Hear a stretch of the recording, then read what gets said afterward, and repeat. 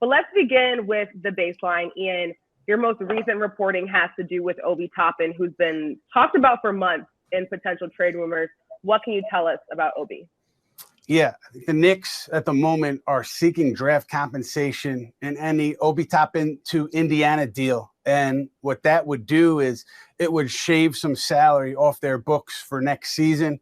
And that would allow them some financial flexibility to use the exception, that non-taxpayer mid-level exception, on a player like a Dante DiVincenzo or a Bruce Brown. And they would have a little bit of room between their total salary and the luxury tax. But really, it would also end a frustrating 3-year run for Toppin here in New York if that deal went through, because he, as you guys know, he's been buried behind Julius Randle for his entire time in New York. And, people have strong opinions on Obi one way or the other, but he did not get regular extended minutes in his Knick tenure here. And if he is moved, it'll just look like a bit of a misstep here for the organization based on how things have unfolded for their 2020 lottery pick.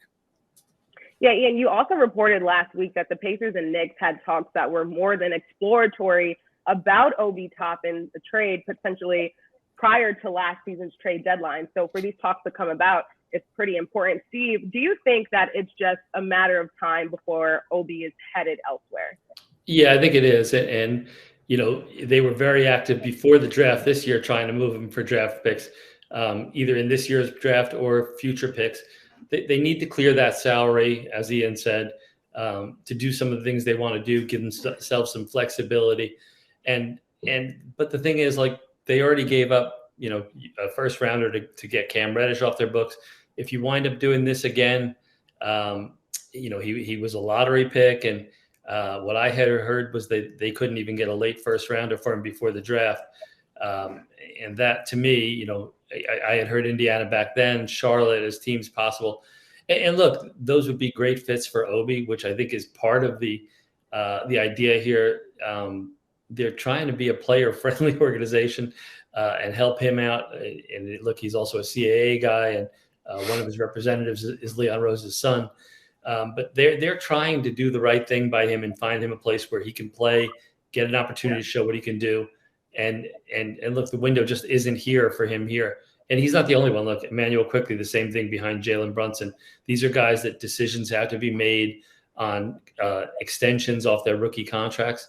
And if you're going to bring those guys along and pay them, you need a role. And there just isn't a role for Obi here. So I think I'm not surprised. And I think that it's got to happen soon to give him an opportunity to play this season and show what he can do and earn that extension. Yeah, following up on what Steve just said, Jay, is it the best move for the Knicks and Obi to part ways, or is he a bigger value to this current team?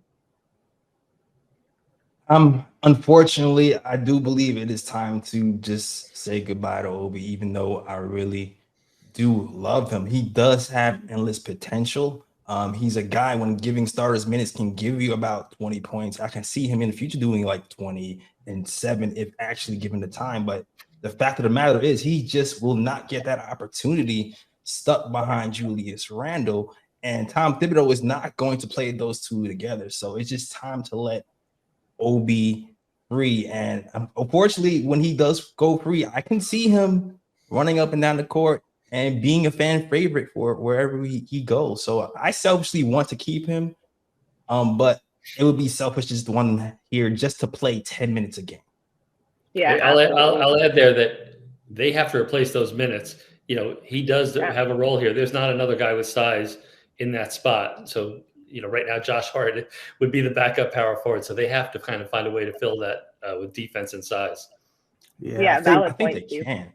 Thibodeau also, right, Steve, he said he could play RJ a little bit off the bench at power forward, obviously very undersized.